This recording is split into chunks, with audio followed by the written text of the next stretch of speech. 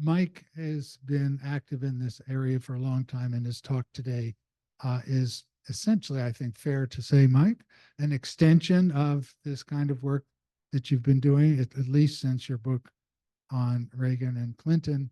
So the talk today is the failure of the Obama recovery, or how we got Trump. Very pertinent. I'll just also say separately, and I asked Mike if he was okay with me mentioning this, and he said he was. That Mike has spent his adult life, or maybe even before he became an adult, fighting to bring truth about the execution of his parents, Julius and Ethel Rosenberg, in 1953, the first people ever executed as, quote, atomic spies. And if you're interested, Mike and his brother Robbie have begun a new campaign to exonerate his mother, who had been demonstrated through even more the most recent documents to have been innocent of all charges. And they are trying to lead a campaign to get Joe Biden to pardon posthumously their mother while he's still in office. So I don't know if that's anything we will get into at all. That's up to Mike and you all. But for now, let me introduce our speaker, my friend, the great economist, Mike Meeropol, The Failure of the Obama Recovery, or How We Got Trump. Mike Meeropol. Thank you. Thank you very much, Bob. I want to start by giving you a little sense about where I come from. I was brought up on Paul Sweezy's The Theory of Capitalist Development. And then when Moran and Sweezy's book, Monopoly Capital, came out, I was getting a second BA at Cambridge University in England, which was really important to me because I graduated from Swarthmore College in 1964. We didn't know from radical economics. The closest we came was Alvin Hansen's stagnation thesis. And what we were assigned was a book that proved it was wrong. And that was it. We didn't read a word of Marx except in study groups. But I got to Cambridge, and of course, Cambridge University treated Marxism as a serious subject. And it was also the center of the Cambridge controversy between the post-Keynesians led by Joan Robinson and the malleable capital theorists of James Mead, Paul Samuelson, Robert Solow. And so it was absolutely fabulous to be in the middle of that situation. And in the middle of my 2 years, Moran and Sweezy's Monopoly Capital arrives, and I'm sitting at my kitchen table in my apartment in Britain, and I didn't put it down. I opened it, and I didn't stop reading until pretty late that night. And it was persuasive to me. I spent almost my entire teaching career with a section of American economic history on the Great Depression and tried to develop in my own way a rather, not particularly technical, but a sort of descriptive statement about how it was that the Moran-Sweezy thesis explains the failure to recovery from the initial fall in the Great Depression. Some of you know, if you know your various histories of economic thought about the Depression, that the monetarist interpretation dominated by Milton Friedman is the one that has been accepted for the most part, although there was a dissent by a man named Peter Temin, who wrote a book called Did Monetary Forces Cause the Great Depression? So I was convinced by the stagnation thesis that there was a key to the failure of recovery after 1933, despite all the things the New Deal did. And we all know, of course, that it was World War II that both caused the recovery and, in my opinion, although there are an awful lot of libertarians who don't agree, Austrian types, my opinion that it proved Keynes right, that if you have government spending when there's a terrible deficiency of aggregate demand, you can solve the problem. And we ended up coming out of World War II with tremendous pent-up demand, which then led to a big consumption explosion, which then, of course, with rearmament and the Korean War, continued to push the economy forward. All of this, the kind of things that Moran and Sweezy argued countered the tendency towards stagnation. Then the 1960s come along, and once again, they argue that all that government spending in the 1960s in Vietnam again pushes us. Then we get to the 1970s and the 1980s, and I'm beginning to wonder if, they keep saying that stagnation is pushed off, pushed off. What's going on? And guess what? Along comes the SSA analysis. David Gordon's initial article, which I think is 1974-5, produces an incredible explosion of research, which I assure you I have not read, but I've certainly dipped into it. And I wrote a review of David Kotz's book, The Rise and Fall of Neoliberal Capitalism. And there's no question that it seems to me that the SSA analysis of capitalism shape shifting is the explanation, the long run explanation. And that, of course, explains, in my opinion, why we end up with periods of jolting surges. First, in the period of Clinton, when you have what? You have the stock market boom. Then in the period of George W. Bush, you have the housing bubble. And then finally, you have Obama, in my opinion, proving that if you don't get rid of neoliberalism and you just let it linger on, you get a kind of zombie economy. And that was the basis of Jared and my saying, okay, we're going to use a very simple-minded methodology. For those of you who've actually read the paper, basically what we did, and let's start with the first diagram. What we did is we said, how do you judge the success of a series of economic policies? And, we first, of course, go to the economic report of the president, who trumpets the great successes. And the economic report of the president towards the end of the Obama administration says, look at all the positive numbers. Now, of course, the problem is you're talking about 8 years. And of course, they're going to be positive numbers. The GDP is going to be higher at the end than before. The amount of investment is going to be higher than before. What the hell did you prove? Nada, zilch. So obviously, you have to have a comparison. Now, I am one of these people who does not accept the view that it is impossible for a social science to be scientific. Yes, it's not easy to design tests. And as we know, in laboratories, you can shield out a whole bunch of things and do a very narrow-based experiment. In history, as I used to tell my students all the time, everything happens only once and everything happens all at once. And so you have to use a bit of creativity to devise tests. What I did in Surrender, and I was trying to get a diagram up, but if anybody's interested, go to the library and look at page 169. It has a table that compares the Reagan years to all the previous years. It doesn't just do recoveries from trough to peak. It does peak to peak. It does trough to trough, and tries to prove, and I think successfully, that all the statements about how Reaganism saved the economy is absolute nonsense. And that actually, even though the 1970s were a pretty unpleasant decade, they actually damaged the Keynesian consensus that had been riding high as a result of the 1960s. The 1970s on many levels were better. For example, in the last years of Jimmy Carter, job creation was better than it was under Reagan, if you take it an average per year. Obviously, Reagan's 8 years, Carter's only 4 years. If you use absolute numbers, and by the way, it's very easy to mislead with numbers, which is one of the reasons why Jared and I and the other 2 UMass graduate students who I worked with on 2 previous papers, as well as my book, Surrender, always tries to compare to something somewhat similar. And so here we look at every recovery except a very short period when there was a recession in 1980 that ended almost immediately. We leave that one out. So we have the Kennedy recovery. You don't have a laser printer, do you?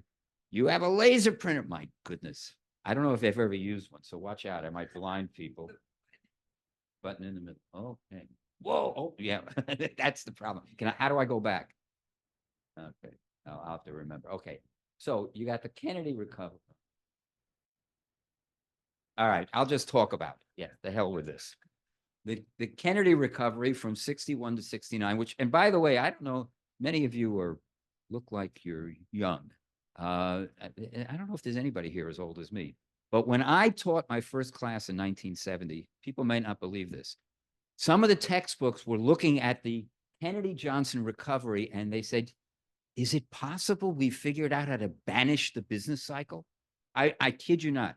In the textbooks, there were Jerry, you're remembering that, right? In the textbooks, there were statements like that. And of course, as soon as the bloody textbooks came out, we had the 1970 recession, and those people had egg on their face.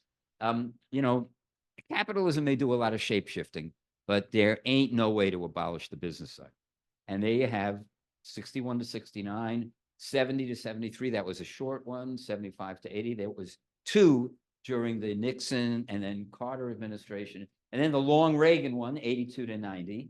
The long Clinton one, 91 to 201. The less long Bush one. And finally, the Obama one. When Jared and I did it, we cut it off in 2017. And what happens is that the numbers on the right, because it's, I think, 9 quarters shorter, are a little bit lower. But the reason we did this, we redid it all the way up to 2019, is we wanted to show the entire cycle. And the entire cycle indicates that if you look at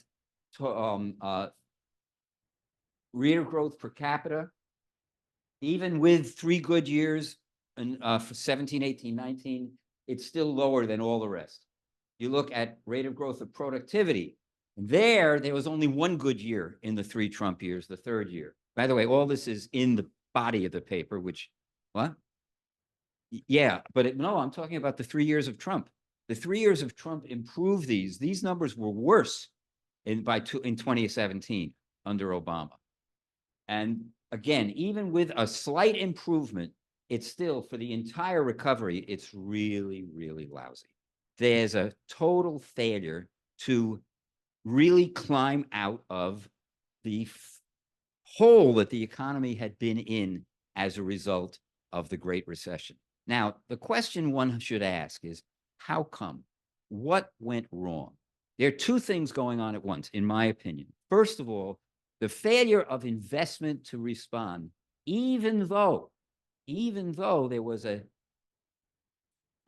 almost unprecedented stimulus, the best stimulus since World War II, it was not enough because the hole that they fell into was so great. And the most important data point, I think, is that residential investment as a percentage of GDP fell unbelievably dramatically. I'm going to see if I can actually give you, where's my paper? It disappeared on me.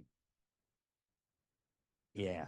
All right. I'm gonna try to get those numbers because I want to get them right. It's unbelievably dramatic.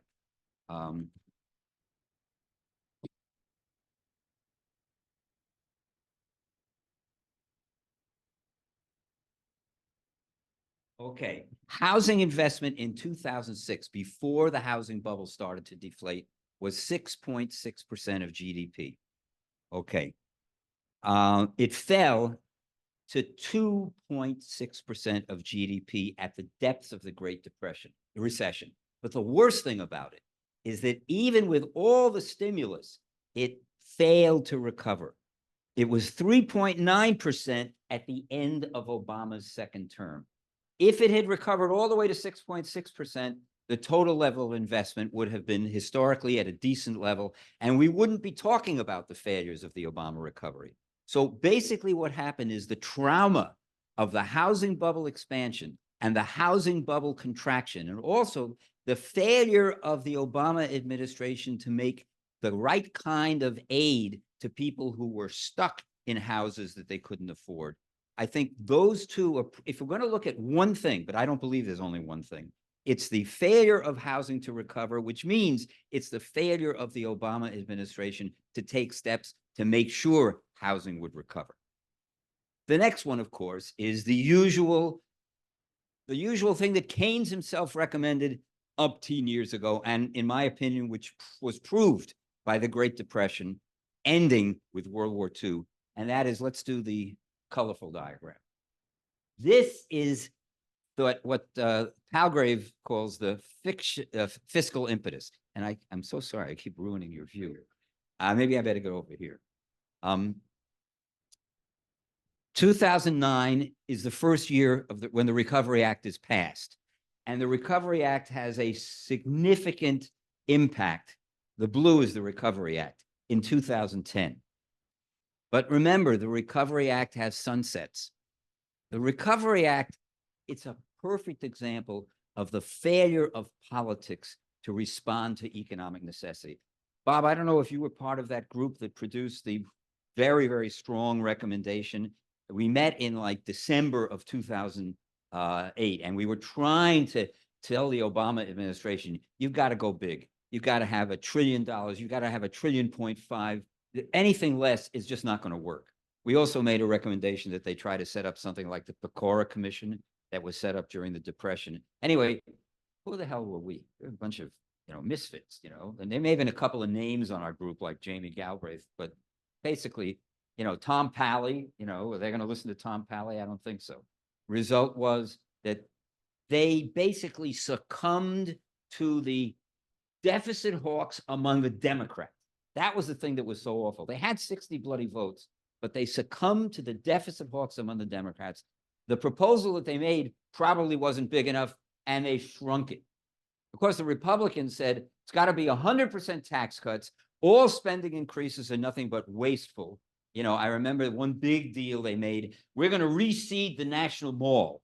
Now, reseeding the National Mall is actually a real infrastructure investment, but they made it out to be this hilarious waste of money. But of course, as Keynes made clear, even a wasted expenditure of something that isn't all that necessary is actually going to put jobs and money into people's pocket, and then there's going to be a multiplier effect. Keynes talked about burying dollars in the pounds sterling in the ground and having people paid to dig it up. And of course, we have the massive defense budgets when there isn't a war. Of course, and now I'm going to be a little snarky. When there is a war, it's great because, in fact, not only do you build all the things, they get destroyed so you can build them again. When you build things when there's not a war, after a while, you kind of say, oh, what's the point of building more things? We still got the old stuff around. In any event, the Recovery Act was not enough. It did have an impact. And then as it sunsetted, the total fiscal measure shrunk. Now, what was interesting is some of you may remember, some of you who don't remember may have read that look at this big increase. That was because the Bush tax cuts that he passed in 2001 and 2003, because of the way the rules are with Congressional Budget Office, they have to sunset after 10 years. You have to have a longer than 10-year horizon to prove that you're not permanently raising the national debt. I mean, it's perfect garbage, but the result was that in the middle of Obama's term, before he ran for re-election, they sunsetted. And so now Obama had the Republicans in Congress over a barrel. He said, you want to extend some of these tax cuts? All right, I'll trade you an extension of the tax cuts for a 2% cutback in the payroll tax bite on low-income workers. And of course, everybody knows that a very significant percentage of low-wage workers do not pay federal income tax, but they all pay the payroll tax, unless, of course, they're not working at all. The result was they cut the payroll tax by 2%, but they did not cut the Social Security payments. And the result was that Social Security payments stayed the same. They didn't cut Social Security credit. They still gave the people credit as if they had paid the 2%, and they had 2% in their pockets. And the result was that there was a big increase in aggregate demand created by the cut in the payroll tax, so that and also a bump up in unemployment insurance. Unfortunately, it only lasted a year, and you can see it beginning to shrink in this year as well. Result: the fiscal stimulus was not enough. Result: the economy grew incredibly slowly, and we can go back to the big one, which you see right here. This is the Great Recession. Look at this period of growth. Compare it to the period of the Reagan recovery. Compare it to the period of the Clinton recovery. Compare it even to the middle of the Bush II recovery. So we have a very sluggish recovery with investment as a percentage of GDP taking forever to get up there, unemployment taking forever to decline. All of this is in the body of the paper. And that was because, let's go to the first one, and this will be the note there. And that ends up producing this very disappointing set of numbers over here. You get investment as a percentage of GDP, which is lower than everything except the Kennedy recovery. And as I was contemplating this discussion, I thought, wouldn't it be interesting to explore why we think that period, which we all think of as a great period of prosperity, yet investment, private investment as a percentage of GDP seems to lag. We'll get to that in a second. It's obviously the worst investment as a percentage of GDP. Forget the exports. We have slow growth. We have slow growth in productivity. We have the civilian unemployment rate averaging higher than in the previous two recoveries. The ratio of employment to population is the worst it's been since the bad 1970s, et cetera. Result. This is why Jared and I came up with our snarky subtitle. People were ticked off. They had voted for Obama twice. The economy had recovered. The bankers, got all that bailout money from the TARP program. They started paying each other bonuses, and people got angry. And the result was they took it out on the Democrats. Now, you and I could argue that this was a serious mistake, but that's what happened. And in my opinion, obviously, that's not the only reason Trump won. We could discuss that in general. In my opinion, that was a major cause of why a sliver of voters who voted for Obama voted for Trump, because they, or people they knew, or the general malaise about the sluggishness of the growth, it just made them mad. Now, before I finish, I do want to talk a tiny bit about this number, because I was trying to figure out in my head, how is it that the 1960s, a period in which everybody agrees the economy was in great shape. In fact, it was in such good shape that the unemployment rate fell below 4%, which the Keynesians had said was impossible. That in fact, 4% is full employment. Well, of course, it's weird. If 4% is full employment, what is 3.6%? What is 3.9%? And yes, there was inflationary pressure, but it wasn't terrible inflation. It went up to 3%, 4%. And Johnson, imposed a surtax to try and slow down the inflation. And once the 1970s arrive, we get the problem of stagflation. So I'm going to propose a hypothesis. And then before I turn this over for questions, I'm going to say a little bit about Jared's and my appendix, because we believe that this long run trend that I'll show, we'll go back to the growth in a minute.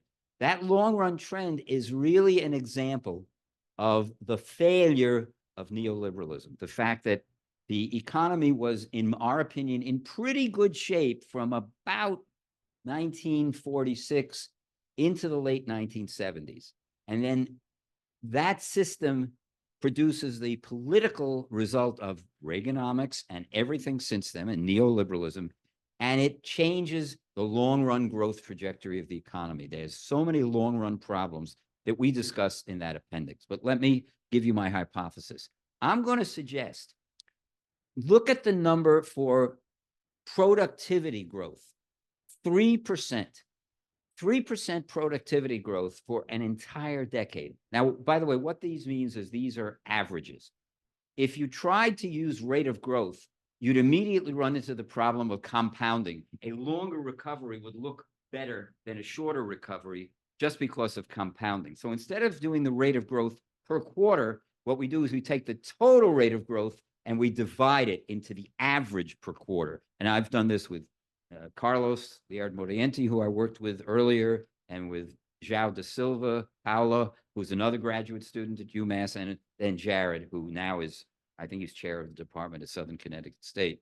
And so far, nobody's ever told us that using averages changes the empirical validity of it. But look at that rate of growth of productivity, averaging 3% a quarter from 61 all the way to 69. Where did it come from if private investment was a low percentage of GDP? I think the answer is almost obvious.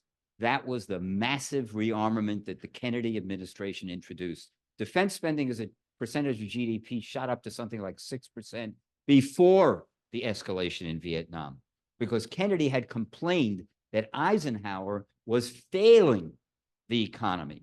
And what was one of his themes? Let's get the country moving again. So I pose that as a hypothesis. Let's go back to the long run trends, and I'll take a very brief moment to say, here we have the golden age.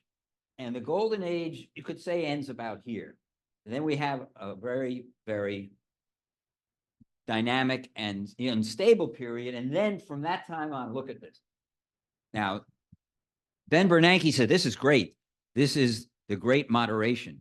Alan Greenspan says, we don't have inflation because of the traumatized worker. But I say, and I think it's pretty obvious, that the economy just isn't behaving the way it's supposed to behave. The entire post-war period was the great celebration of the American version of social democracy. The 1970s was a period of extreme stress on that system. It was politically defeated with the election of Ronald Reagan, although Jimmy Carter had a lot to do with it. We can talk about that if you want. And the result was the economy limped along and limped along. It didn't matter that Clinton came in and said he was going to have a new policy. He didn't. That's the whole point of my book. And when Obama won, he did. If you read his first economic report, he's talking about long run problems. He did absolutely nothing to solve the long run problems. And of course, once the Republicans took over in 2010, he was handcuffed. And the result was a long, sluggish recovery. Last point. Macroeconomically, as I have in the paper, a few asides, Trump's 3 years until COVID were pretty damn good. And I raise an interesting question that somebody defending Obama might say. I'll leave this as the last thing before we start talking.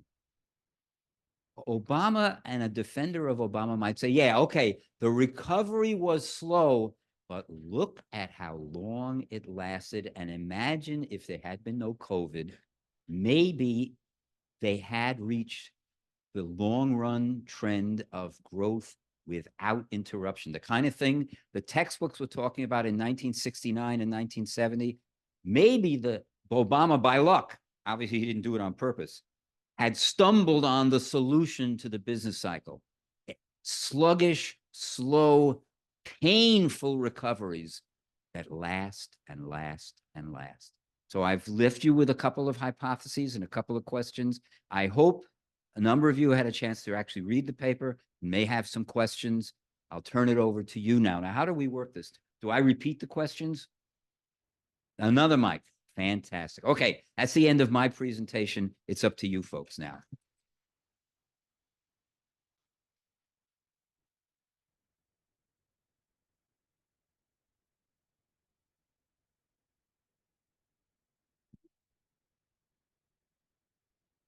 The table, yeah.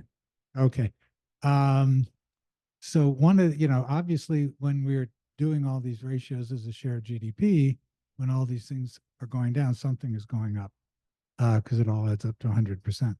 So the one that really is striking is the last, in the last column is social benefits rise are at 11% of GDP, which is, dramatically higher. And remember, it's because of that increase in unemployment compensation, very dramatic increase in unemployment compensation that Obama is able to get. I think that's part of it. Okay, so, talking about that people were resentful that they didn't get anything out of Obama, but they did. Yeah, here's the problem. Remember, social benefits are, as we know, means tested.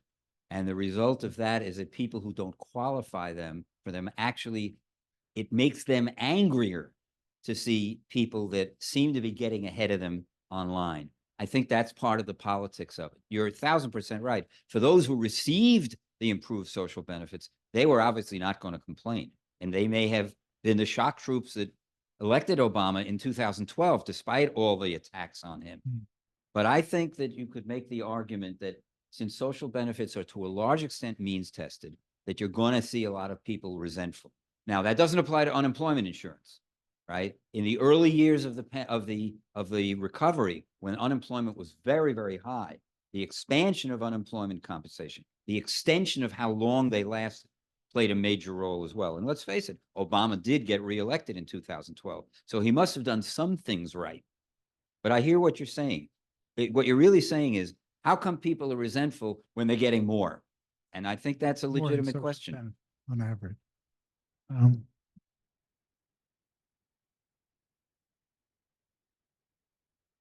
Thank you. And thanks for a really interesting talk. I want to ask you about another thing that's going up, consumption to GDP, which goes up quite dramatically, right, over the whole period. But what's interesting is that this is happening in a period when wage shares are either constant or falling. So it really means it's debt-created consumption. Yes, isn't it? absolutely right. And so finance you didn't mention, but Right. isn't that a big...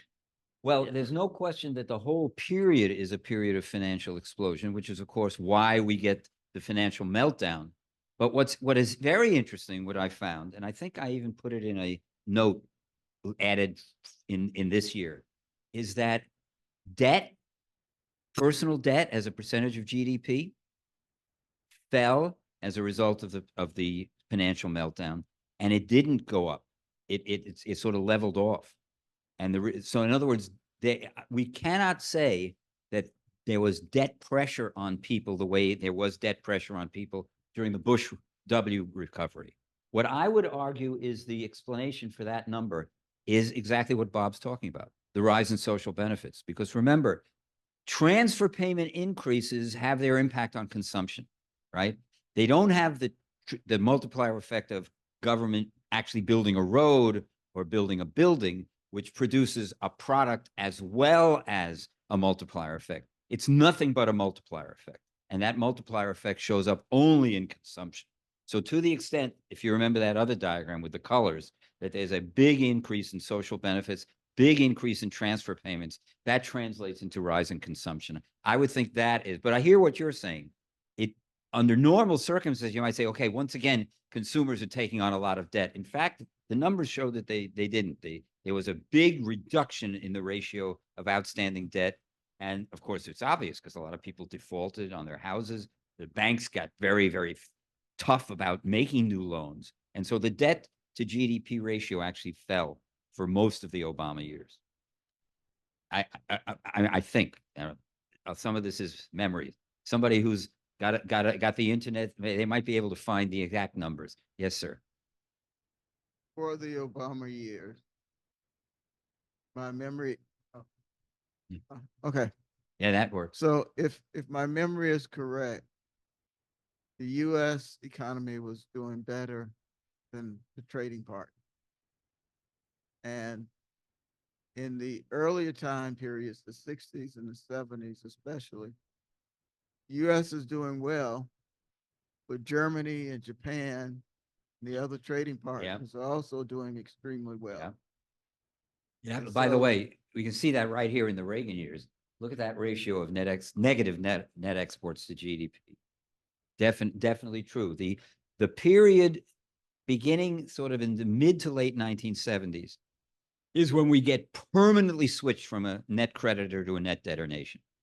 And in fact, at the very end of the 1970s, I talk about this in my book, there's a fear that there's going to be a run on the United States dollar and that the dollar's role as the international currency is in danger. And many people argue that Volcker's big increase in interest rates starts in 1979 as a way of defending the dollar internationally. Because if you remember, the dollar starts to float in 1973, and now it's up to supply and demand at the international level. And there can be runs on currencies, et cetera. The buildup of foreign ownership of our currency makes it look like, if they decide to dump it, we're in bad shape. So the initial rise in interest rates in 1979, which they sold as a monetarist, I don't know why I'm saying this. We got Jerry Epstein here, who's an unbelievable monetary expert. I think I'm a monetarist. Not monetary expert. I'm thinking that what happens is that Volcker sells it as a monetarist experiment, but it's really just, let's get those interest rates up to protect the dollar. And I think Jerry's got the mic. That's, Are you satisfied with?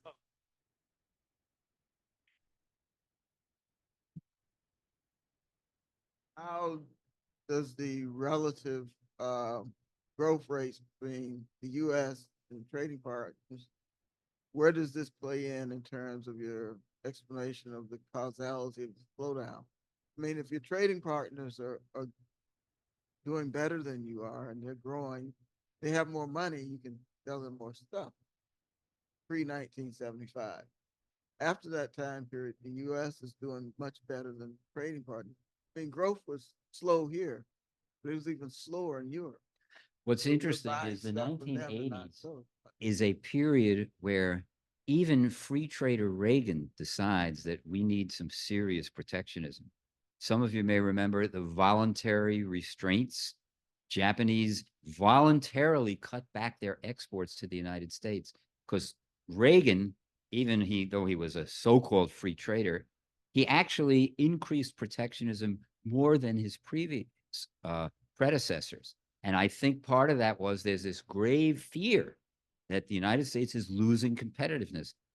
Robert Blecker wrote a paper around that very time when he talked about the problem of the decline in competitiveness. So I think that all of that is at work, but I'm going to confess, Jared and I, and Carlos and I, and Zhao and I, we really focused only on domestic data.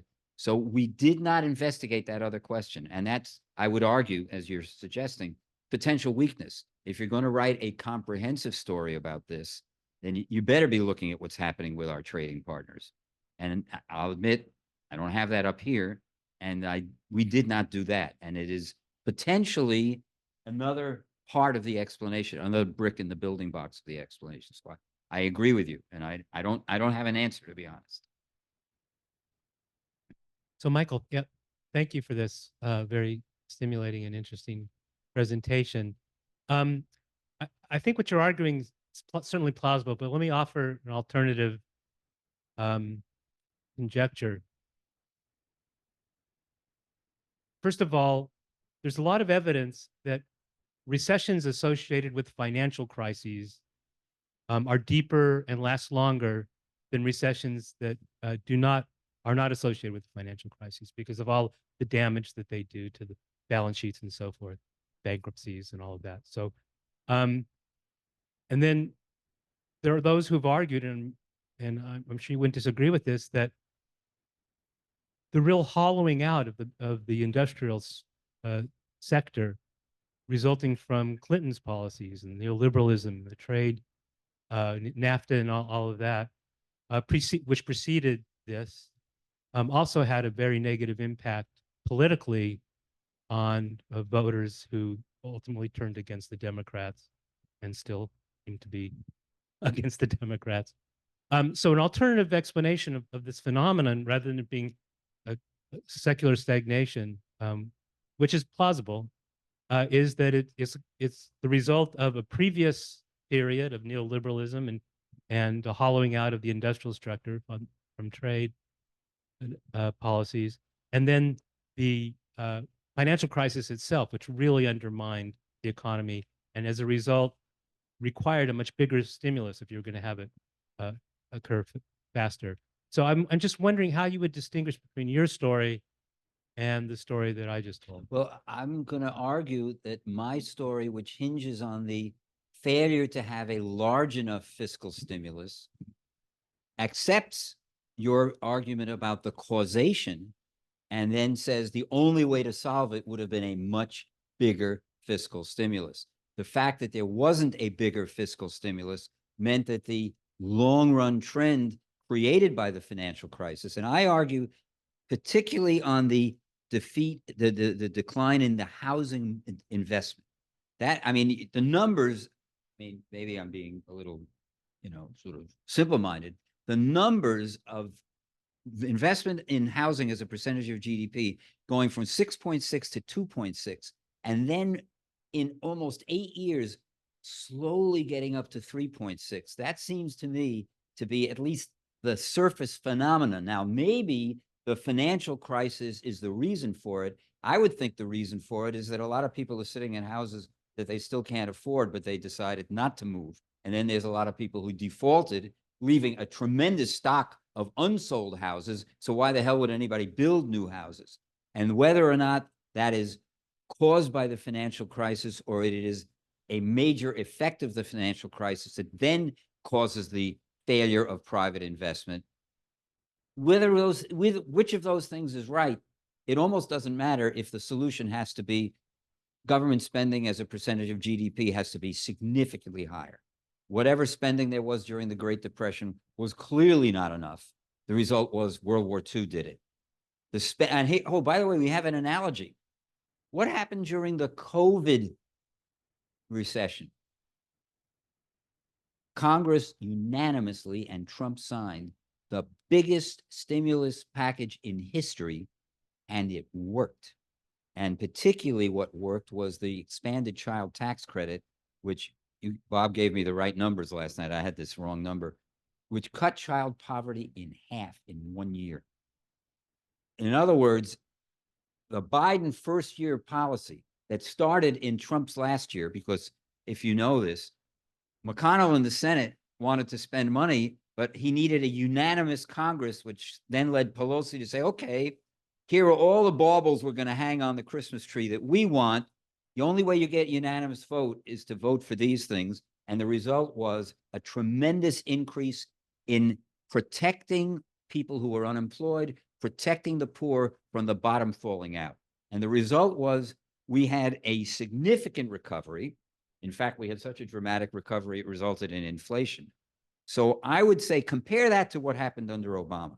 Compare the incredible impetus that occurs in the year, in fiscal year, well, the year 2020, continuing through 2021 with the things that Biden did when the Republicans stopped supporting it. And compare that to Obama's recovery, and I think you'll see tremendous difference in the impact of government spending. So I'm saying I agree with you, Jerry, but I think that the failure to have enough of a fiscal stimulus is sufficient explanation for those numbers. Yes, the financial crisis creates the long run problem that you're going to need more than you usually need, but then they didn't give more than you usually need because they were still wedded to deficit hawkishness. I mean, I don't know if that's an acceptable answer or not.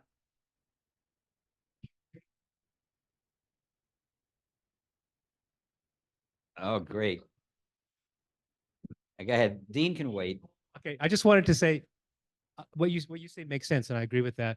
I was just saying that I thought you were using this example as a way of defending the theory of secular stagnation as being relevant to the situation. And I'm just saying there's an alternative explanation. Yeah. No, I think, I mean, I'm a little skeptical about secular stagnation. Okay, Dean, let's hear it. Okay, can you hear me? You hear me there? We hear you, Dean. Oh, okay. Hey, Michael, good seeing you. As you Yeah. can imagine, I'm strongly in agreement with just about everything here. Let me just make a couple small points and then the larger one. The small point, just the net investment low in the 60s. That's actually because, I mean, investment was low in the 60s. That's because 2/3 of investment now is gross. And back in the 60s, we had a smaller capital stock and it was also longer lived. So about half of it was gross. So if you look at net investment as a share of GDP, you'll find it's roughly the same. I didn't do the calculation, but you look at it, you could see it's roughly the same. So net investment was not low in the 60s. The other thing, the big increase in social spending under Obama, most of that was Social Security. You know, us baby boomer types were retiring. I haven't yet, but Of course. Social Security. But that's the big increase there. So I mean, there's other stuff going on, but that's far and away the biggest chunk of that. Thank you, Dean. I learned something.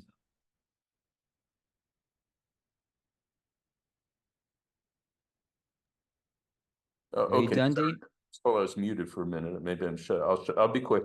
On Jerry's point on trade, you know, we're sitting here with the debates on Trump's taxes on imports. I don't know why anyone calls them tariffs, taxes on imports. And, you know, there really is an incredible story of trade that the media have done their best to lie about. I did post a while ago, Tale of Two Graphs. If you look at manufacturing employment as a percent of total employment, there's like a downward, more or less steady downward trend from the 70s. If you look at manufacturing employment in absolute numbers, from the early 70s till 2000, it barely changes. It goes down like 200,000. Then it plummets 2000 to 2007. I'm saying 7, that's because it's before the recession. That's when the trade deficit explodes. So you could just think it's a coincidence that manufacturing employment plummeted when the trade deficit exploded, or you might think manufacturing employment plummeted because the trade deficit exploded. That's China, that's an overvalued dollar, other stories not worth going into. But that explains to me a lot of what goes on with Trumpism. Now, the last point, again, obviously the main point of your presentation, we did have slow growth. We had higher unemployment. We had very slow, well, we had basically no real wage growth till the end of the Obama years. So if you look at real wages from the start of his presidency till I think it was 2015, I'd have to double check, basically zero real wage growth. It starts to grow at the end of the period, both because there's a fall in gas prices and also the labor market's finally tightening. You get to the Trump years, real wages were actually growing roughly 1% a year. So, as much as I hate to give Trump credit for anything, that is the reality. Now, mostly that was just labor market tightening that had begun under Obama. It just was really, really slow. And fortunately, we've had good real wage growth under President Biden in spite of the pandemic and the inflation of 221, 222. So I think that very much fits the story that you had 8 years of Obama where people were expecting great things. They were hoping to get back manufacturing jobs. We didn't. They were hoping to see good wage growth. We didn't. Obviously, they were hoping to have their homes saved. We didn't. So it's not surprising a lot of people would be angry and look to something else. And unfortunately, that something else was Donald Trump. Thank you, Dean.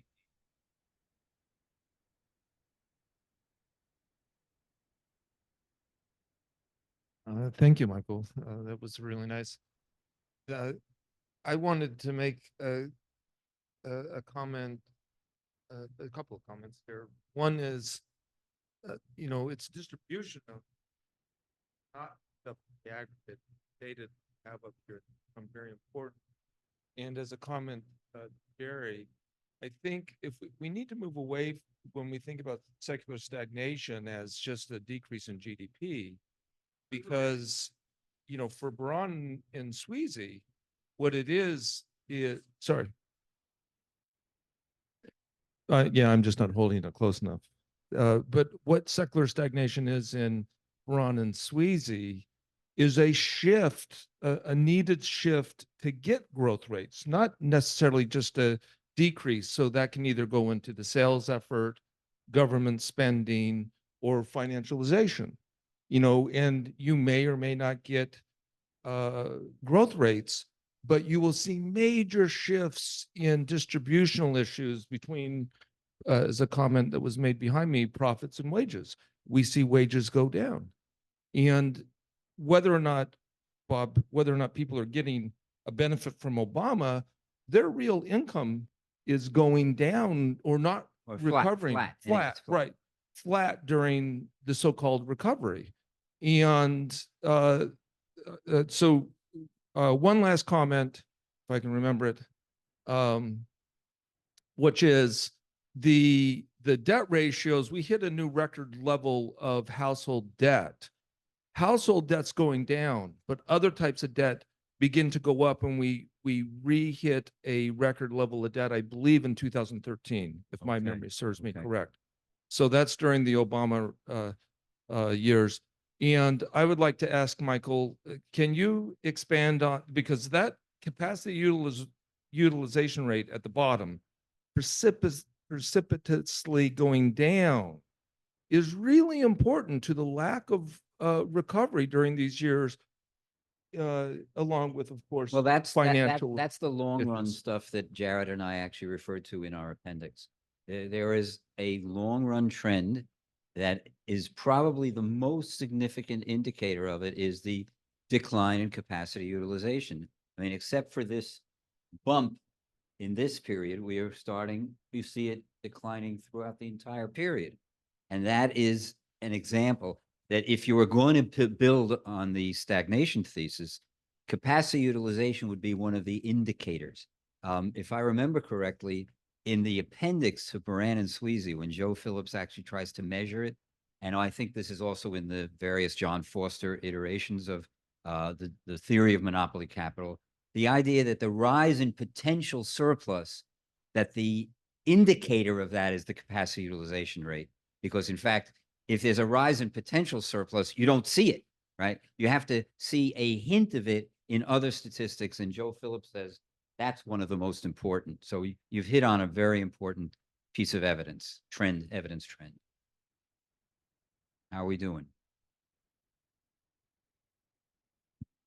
Hello, I'm not an economist person at all. I just saw this talk on like a flyer and I thought it sounded interesting. But I was sort of curious what you're thinking, because I think that the COVID recovery sort of showed, at least I did lead to a lot of inflation, but it sort of showed that government investment is the most effective way. And then that sort of continued through Biden's first 2 years with the Inflation Reduction Act and the Chips and Science Act, and as And well the as Recovery Act. and the Recovery Act and the infrastructure bill.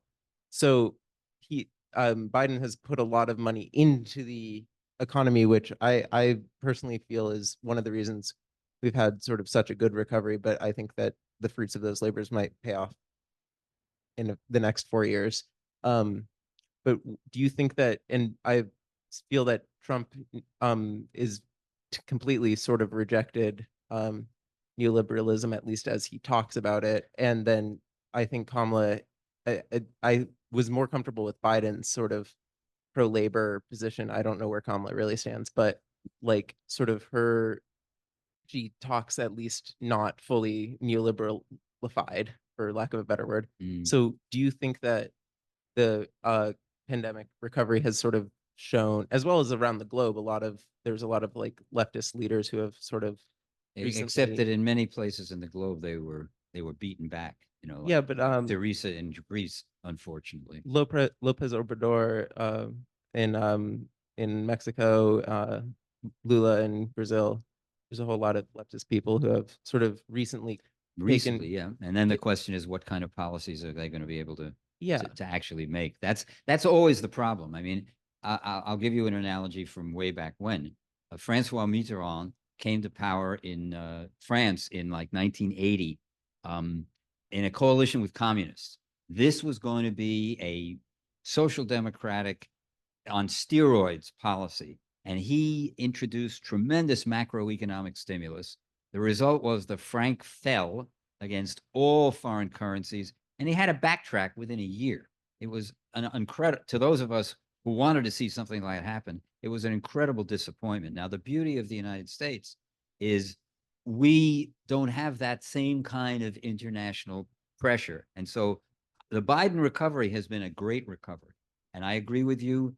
We have no idea if Kamala Harris is elected, what she will do. I'm going to make a prediction. I was talking to Bob about this yesterday.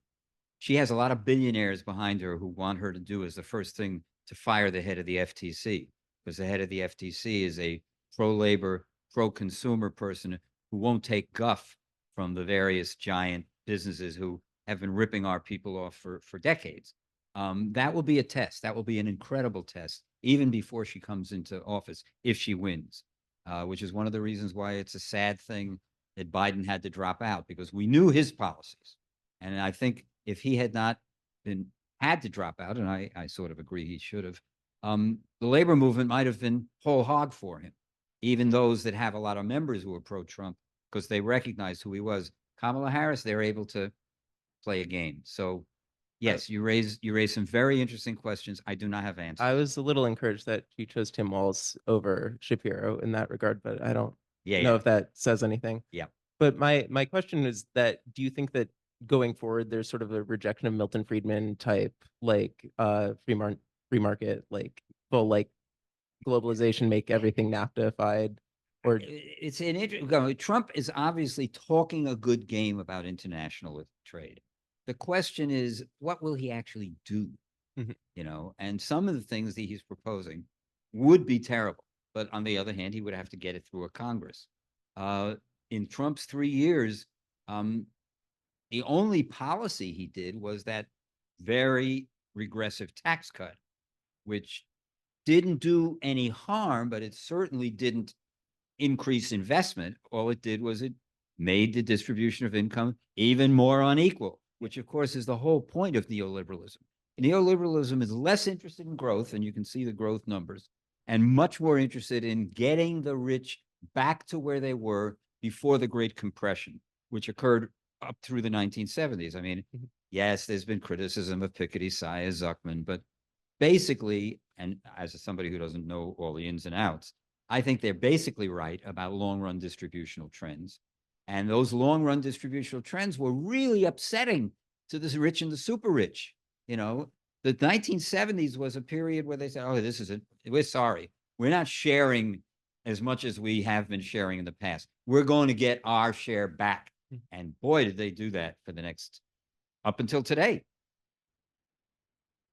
This is the last point. I'll let someone else talk after this. But do you think that sort of corporate consolidation? I think Lena Khan at the FTC is really good. I would hope she can stick around. But do you think that corporate consolidation has sort of led to this sort of the lack of wage growth? Like, because there's just not as much competition. It certainly allows them to price gouge. You know, there was, you know, tremendous price gouging when inflation jumped up at the end of the COVID period and we were getting back to quote unquote normal. There were a lot of businesses with oligopolistic control that took advantage and raised prices much more than their costs. And hopefully, if the Democrats get reelected, they will put a stop to it, because even Harris has opposed price gouging and has talked about developing some federal action against price gouging. I hope everybody knows about 30 states have laws against price gouging right now. And every time there is a national disaster, they jump into this fray and they say, okay, report any price increase of 20% or more, and we'll come down on them like a ton of bricks. And that's happened in a number of the states affected by the recent hurricanes. So the journalists who attack price gouging laws and say, oh, Harris is proposing something terrible, they're playing us for fools, because 20 states, Republican and Democratic governors, Republican and Democratic state legislatures already have those laws. Sorry, you're next. Hi, I'm just an undergrad student in econ in UMass. There's no just. Yeah, so unlike like accomplished scholars in this room, I might be asking like really dumb questions. There's no such thing. Yeah. So you suggested that the insufficient fiscal stimulus caused why people are changing their vote, like to Trump, right? So but according to like Milton Friedman, he said like the proper fiscal like stimulus should be equal to the previous period where the economy was growing steadily. So I guess like, is there like a really criteria to judge whether a fiscal stimulus is appropriate, or like, because if a too big fiscal stimulus would cause like inflation afterwards? So there's no question that that is the argument. What somebody like Dean would say, and I actually ran the numbers. Dean ran the numbers in the period of the financial meltdown, you know, at the end of the George W. Bush administration. And the paper has the number, but I don't remember. I think it may have been $2.4 trillion, the fiscal gap. And of course, the Recovery Act was less than $1 trillion. It was 980. So if Dean's right, there was no way that that Recovery Act would overstimulate the economy. The last time the economy was overstimulated, one could make the case, was in the last 3 years of the Johnson administration in the late 60s, when you had the unemployment rate down to 3.6%, and the government deficits were significant because of the war in Indochina. And Johnson proposed a surtax in 1969 to damp down that inflationary pressure. But in fact, there was Federal Reserve interest rate policies combined with that led to the recession of 1970. The United States basically has, for most part, figured out the only way to fight inflation is with a recession. And that's basically what the Fed did from 1970, you know, through, I guess, the end of the Clinton administration. There was, at the very end of the Clinton administration, a big jump in interest rates as well. So obviously the Keynesians reject the Friedman approach, and they argued that there is no, quote, pre-selected ratio of the appropriate level of government spending. You have to have enough to fill the gap. And every recession will have a different gap. And so obviously it's not easy to measure the gap because you're basically measuring potential income against current income, which is what Dean did. He ran the numbers and he may or may not have been right.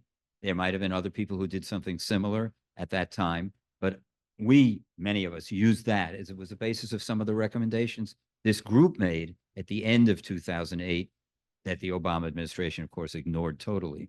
So to answer your question again, one more time, very specifically, the gap is not pre-known. Friedman says it is. It's based on what was previous. Not true. Every recession is different. Every fall is different. Every gap is different.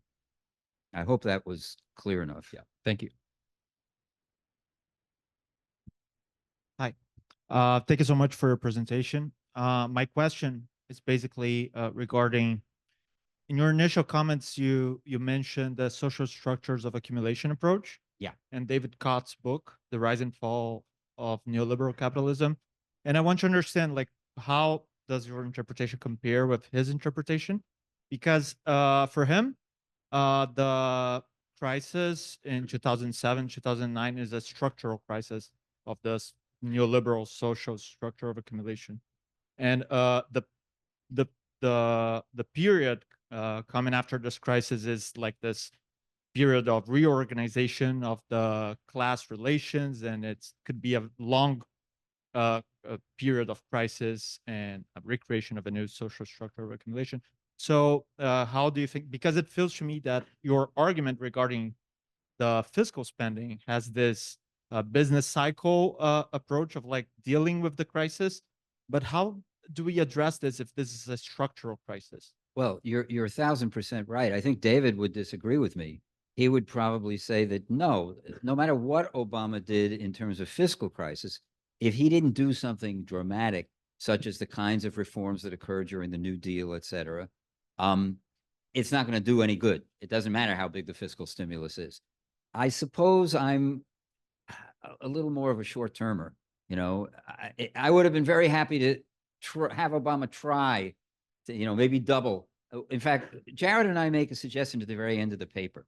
We say, to politically get a larger stimulus, perhaps the Obama administration and their Democratic leaders in Congress could have said, you know what? We're going to have a $900,000 or whatever it was, $980,000 stimulus package that's going to run for 2 years.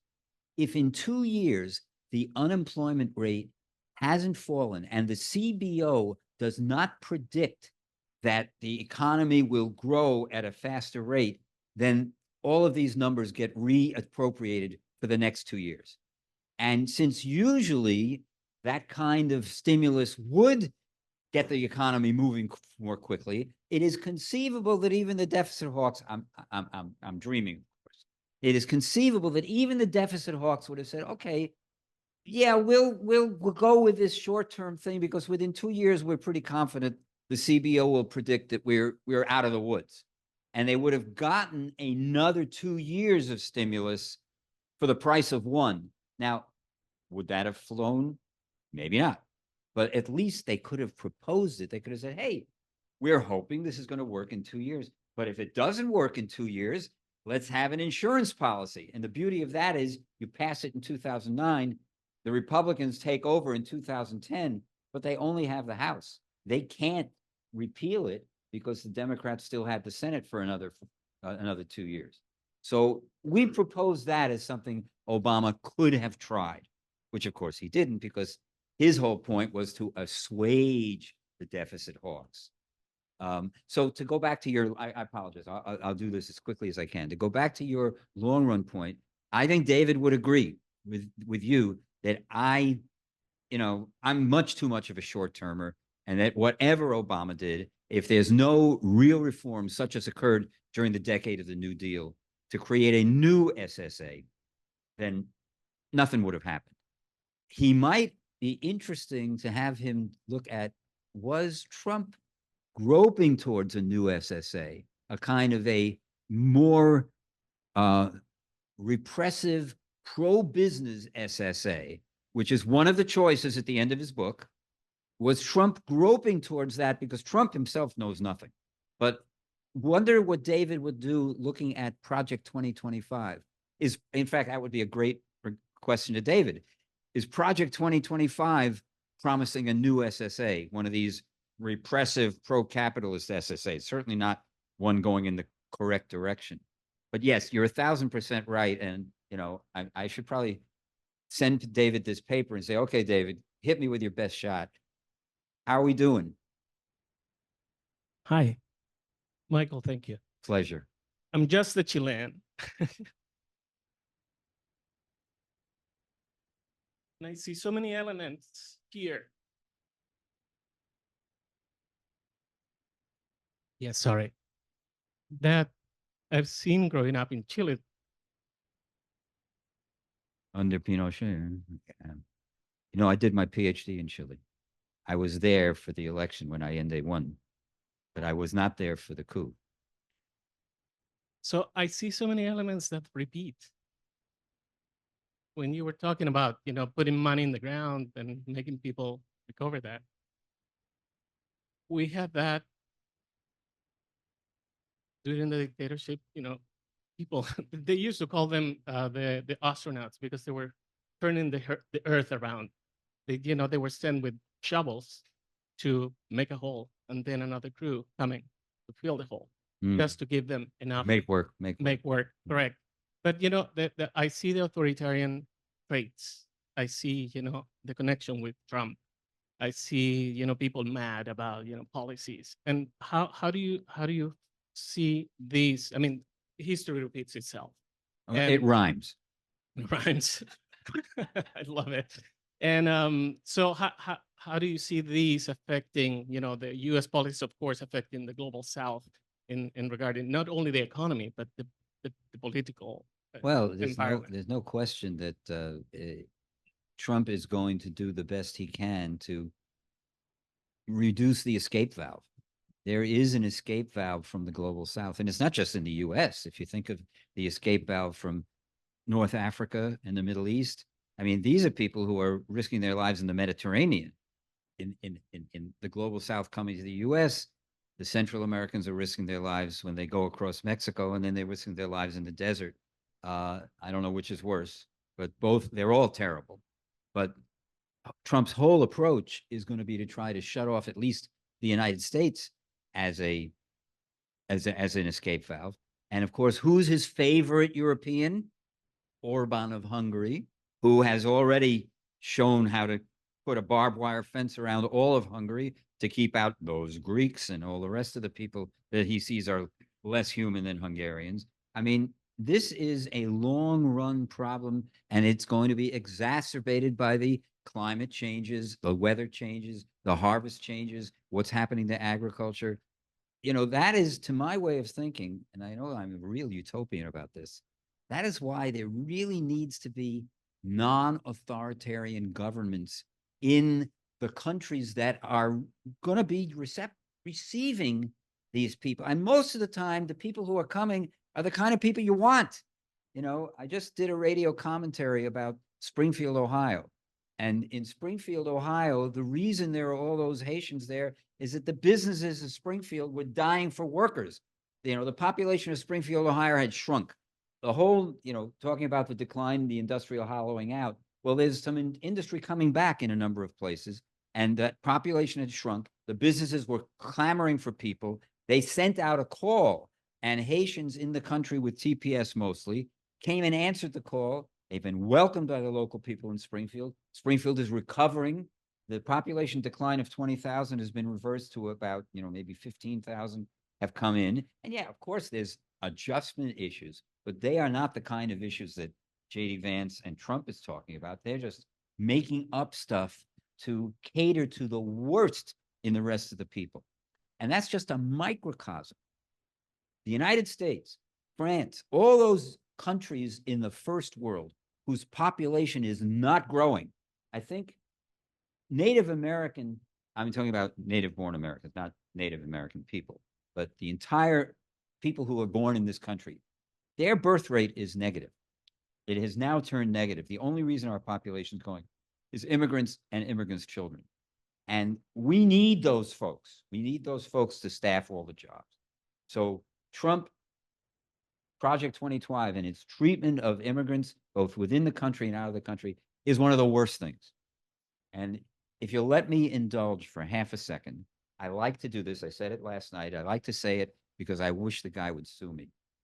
Stephen Miller is the architect of Trump's mass deportation policy. Stephen Miller is a Jew. He's the kind of Jew who would have been a capo in the concentration camps.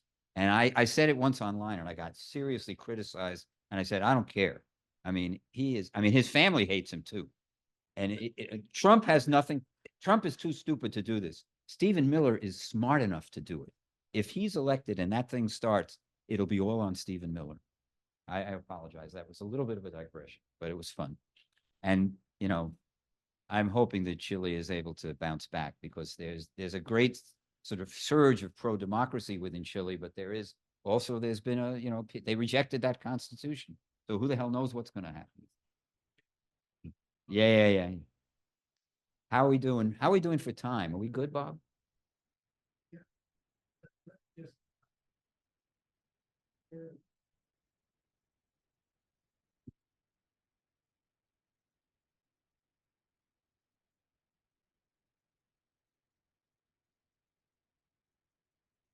If you don't, if folks don't mind, you got an economics question. Well, let's at least do one or two more economics.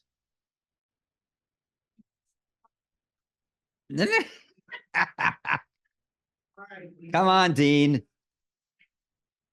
Okay. All right. So again, thanks so much for the presentation. It was very, very interesting. I guess just to touch back on the SSA and what Dean Baker was also saying about the decline in manufacturing and so on.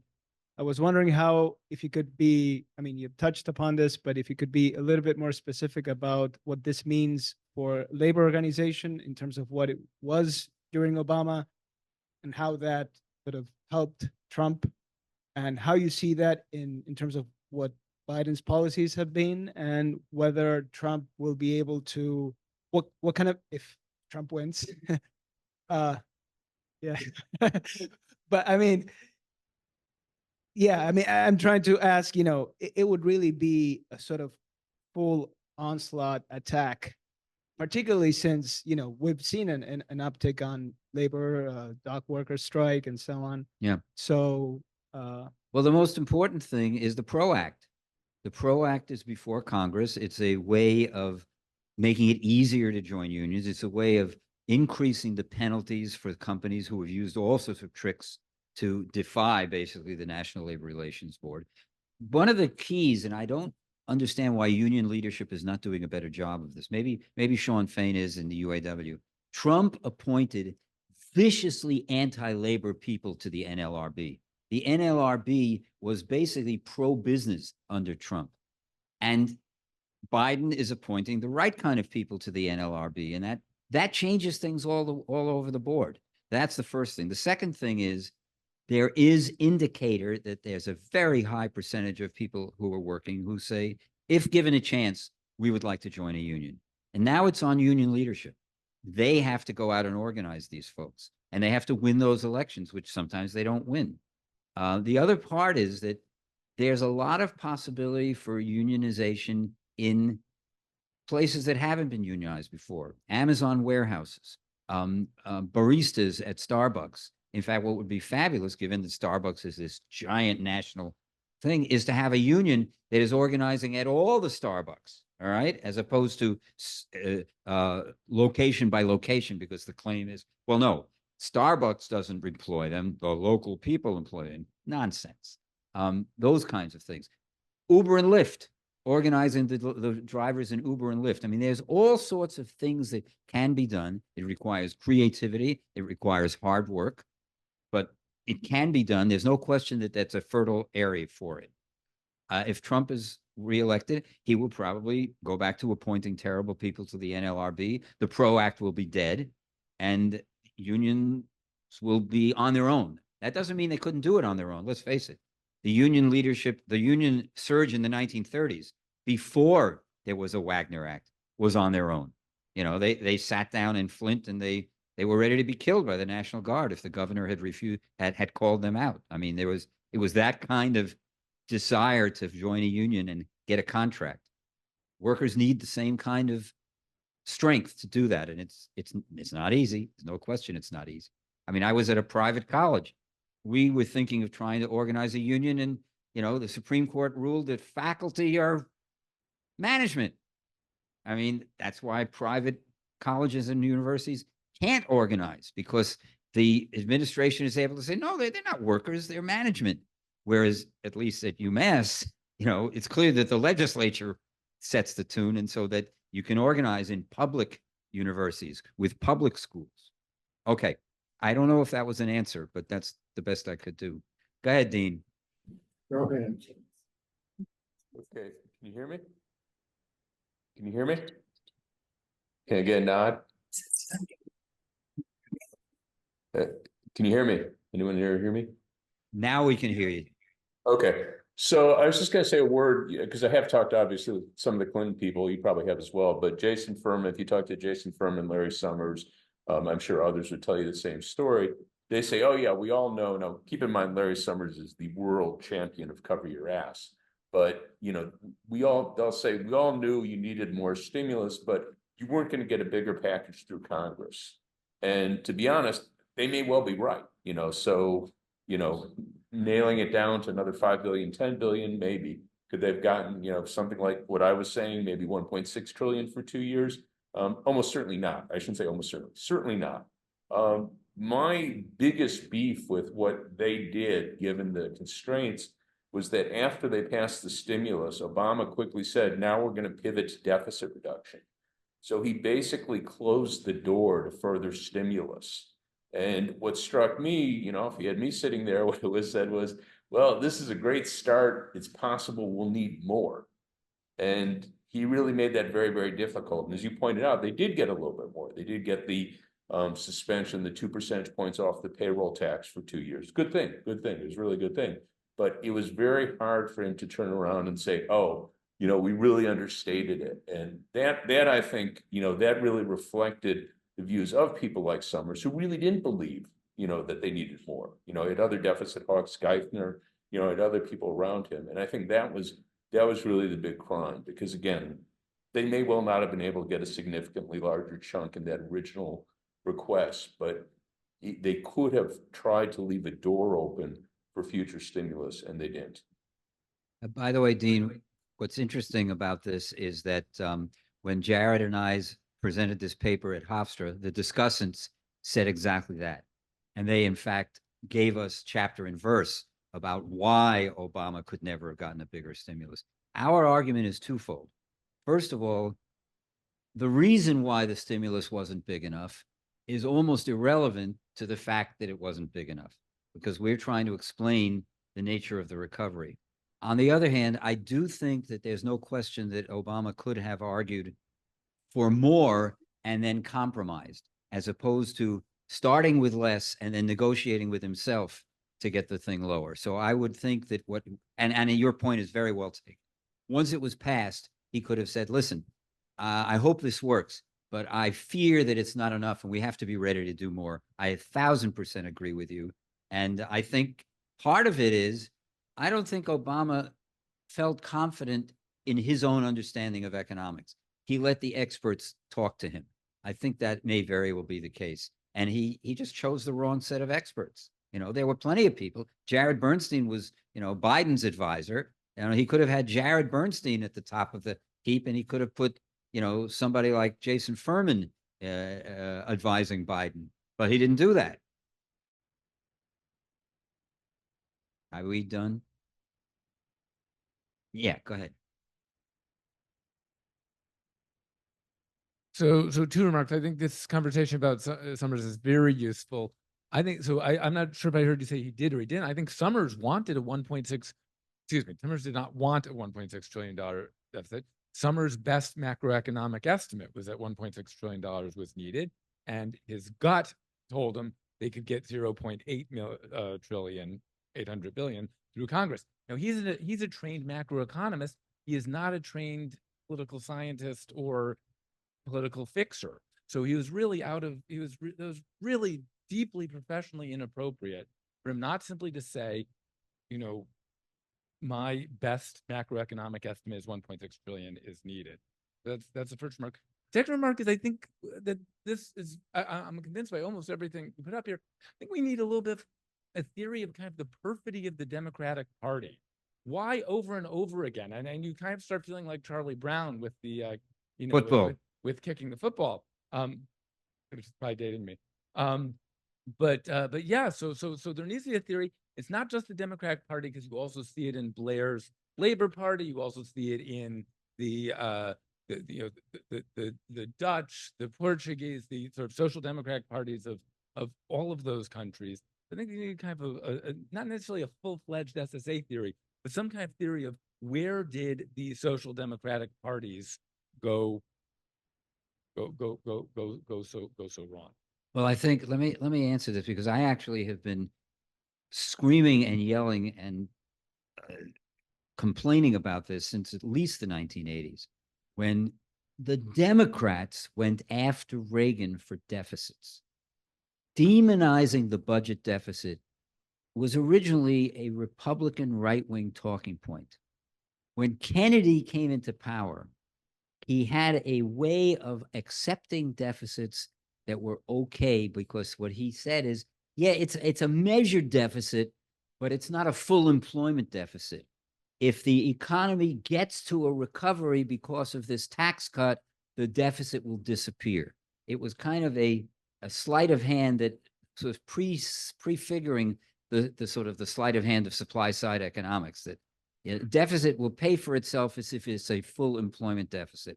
But then you had the one example where deficits seemed to produce inflation, namely the Vietnam inflation in 67, 68, 69.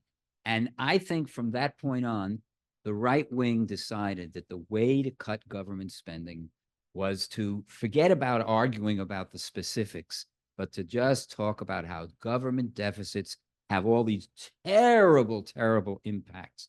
And they create high interest rates. They preclude private spending.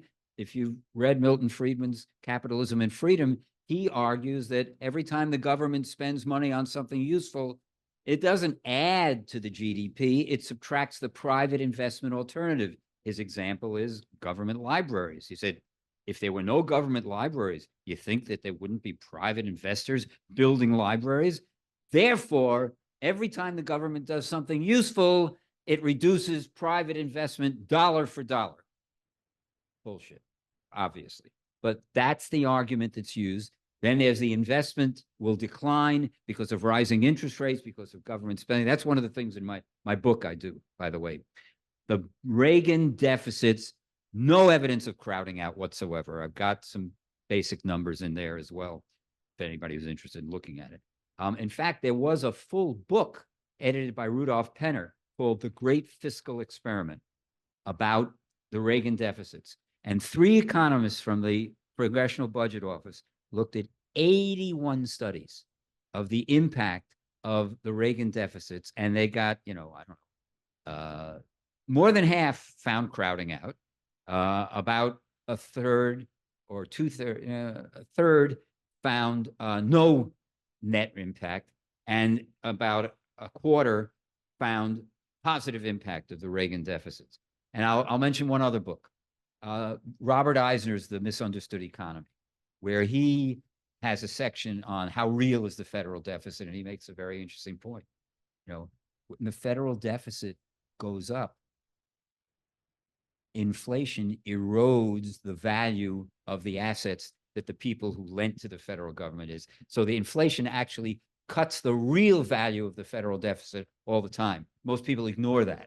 Robert Eisner was a really good macroeconomist. I don't think he gets as much attention as he should. So I've been complaining about the demonization of deficits since the 1980s. And I really think that's the problem. It's a political problem. And Democrats, instead of fighting back against it, succumb to it. They said, okay, we'll use it to attack the Republicans when they do deficits. In our paper about George W. Bush, Howard Dean, talking at the end of the Bush administration, argued that the Bush deficits were the reason for the economy's problem at the end of the Bush. I mean, he's got to know better, even though he's a medical doctor rather than a PhD. He's got to know better. The Democrats decided who can play at that game. We'll bash the Republicans when they have deficits because we know that they're sure as hell going to bash us when we have deficits. Biden, thank God, he said, I'm not playing that game. And that's why the Recovery Act, and particularly the Recovery Act, yeah, and Build Back Better would have been great, but it couldn't make it. But the Recovery Act said, we don't care about deficits. And now, of course, Trump and his people are trying to argue about it, but they don't have a good argument because the giant tax cuts that he's promising is going to add much more to the deficit than anything that Biden and Harris are proposing. So I think we may, prediction, we may in this presidential period and the period when the next Congress gets to work, we may have finally put to rest the demonization of deficits. I sure as hell hope so, but you may be right. We may be stuck with that forever. Okay, I think this will be the last question we'll have time for. We can see where we go. And this actually takes us back to the beginning of your talk. This question comes from a student online who's early in their economics journey. You mentioned some of the books that were most influential for you as a student, and they're wondering where a student today should start with books to get an alternative to the mainstream and neoclassical economics. Oh my goodness. You know, I'm not in the classroom these days. I think anything that I recommended would be pretty old-fashioned. I mean, you know, the UMass teachers here who teach macro particularly, I think you'd be in a better shape. So why don't I turn the mic to anybody here from UMass who teaches macro at the undergraduate level? Recommend some alternatives to this young man. Bob, you're going first. Busting the Bankers Club by Jerry Epstein.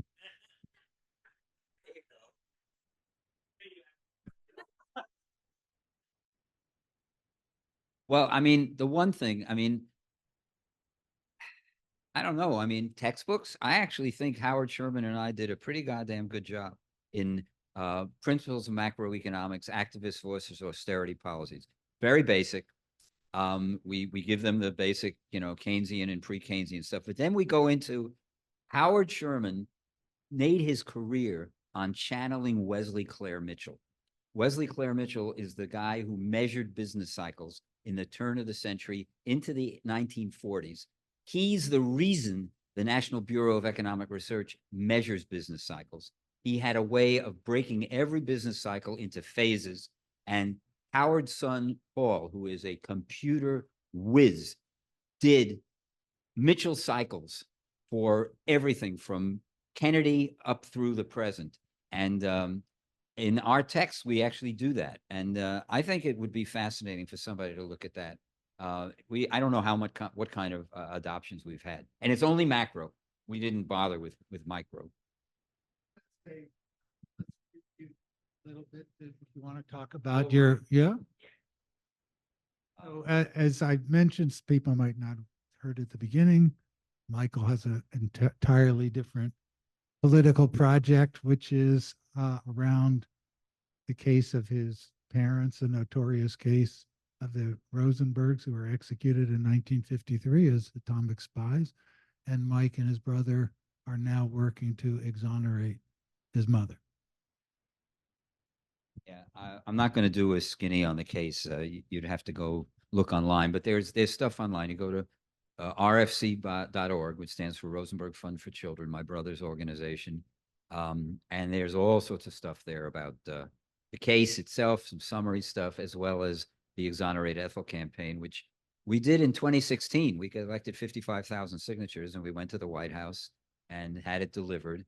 But unfortunately, we're convinced that the Obama administration was traumatized by Trump's arrest, and we never got an answer. So we don't even know if Obama even looked at it. Very early on, my brother noted that the evidence against our mother was really, really lousy. And when Soviet era documents came out, which did prove that my father was involved, we thought they were both completely innocent. Well, we were wrong. And we learned that for sure in 2008 when my father and mother's co-defendant confessed to a New York Times reporter. And we had no reason to doubt him. It's not, he didn't get senile and suddenly imagine it. And that fit with some stuff that was released by the National Security Agency back in 1995 that we were basically skeptical about, turned out to be true. And one of the things we learned from that is that the participants, the principals, got code names. Our mother never got a code name. So that was already, wow, all right, that's kind of interesting. Then we saw a reference in one of the documents, this is a Soviet era document, describing my mother as well-developed politically, but because of ill health does not work. Now that's ambiguous. Does that mean does not work in a job outside the home? And does that mean does not participate in the espionage work? Don't know. Okay. Then we find out that the evidence, almost all the evidence against her was manufactured. We had the chief prosecution witness saying on TV in 2011 or 2001, I can't even remember, that he lied when he talked about her doing all the typing. That was major evidence against her. She typed all this stuff. The prosecutor told the jury she went to the keys and struck the typewriter and struck the keys blow upon blow against her country and in the interest of the Soviets. Total nonsense.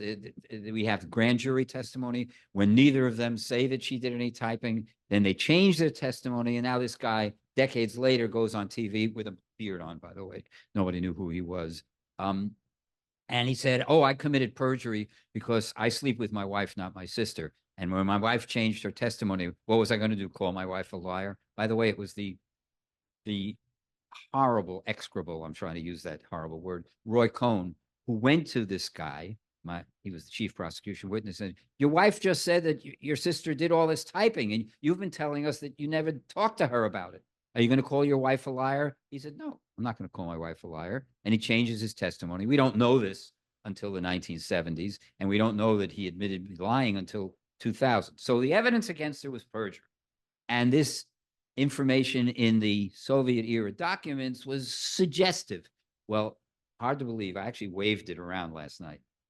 This August, we got a memo written by the guy who was doing all the translating. He wrote it 10 days after my mother was arrested. And instead of ambiguity about work, this is the words that he used.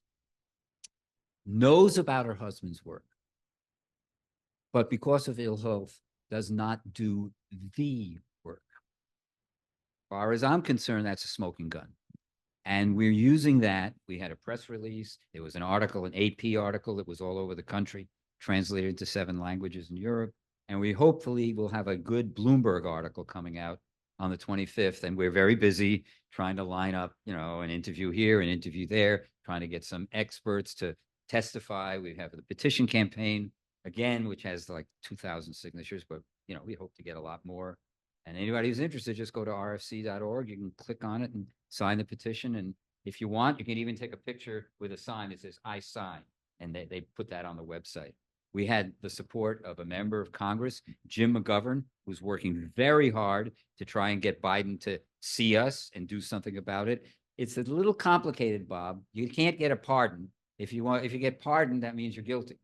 But what were we trying to do? Well, back in 2016, we said, well, how about an exoneration proclamation like Dukakis did for Sacco and Vanzetti in 1977? And by the way, Mike Dukakis supported us, and he wrote to people in the administration, and he told me afterwards, I don't know why they never even answered me. Well, we kind of can guess. But the problem is that the president of the United States has never issued such a proclamation. So what we're now thinking of is an apology letter, because Clinton signed a few apology letters to groups as well as individuals. And we're hoping that Jim McGovern can get that apology letter in front of Biden and can try to get Biden to talk to us. Because guess what? Biden's the first president who explicitly opposes the federal death penalty. What better way to highlight his opposition to the federal death penalty than we executed somebody we knew wasn't a spy. This is no good. We can't be doing this. So we're hopeful. And thank you for giving me that time. I do wear many hats, and this is certainly one of the hats that I wear.